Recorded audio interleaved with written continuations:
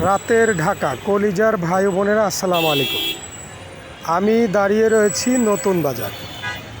আপনারা দেখতে পাচ্ছেন আমার ভিডিওতে যে এই ব্যাটারি চালিত অটোরিক্সাগুলো যেভাবে এলোপাতালি করে মোচড়ে পার্কিং করে রাখা হয়েছে, গুলশানে যে গাড়িগুলো যাবে তাদের কিন্তু একটু ভোগান্তিতে পড়তে হচ্ছে, সেটা আপনারা অবশ্যই দেখতে পাচ্ছেন।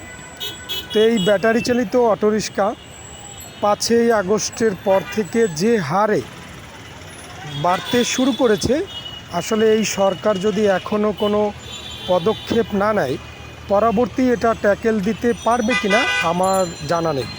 তো এখানে আমরা দেখতে পেয়েছি যে গুলশানে যে এই নতুন বাজারে যে পুলিশ কর্মকর্তারাও কিন্তু রয়েছেন, তারা থাকলেও কিন্তু তাদেরকে যে ব্যাটারি চালিত অটোরিক্সা যারা চালাচ্ছেন তাদের কিন্তু কোনো নিষেধাজ্ঞা করছে না, সেটা আমরা দেখতে পেয়েছি।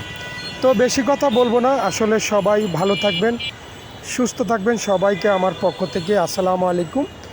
আরেকটি কথা একটু শেয়ার করতে চাই। আপনারা জানেন যে ব্যাটারি চালিত অটোরিক্সা প্রতিদিন যে পরিমাণ বিদ্যুৎ খরচ হচ্ছে, আসলে পরবর্তীতে বিদ্যুতের ঘাটতি পড়বে কিনা।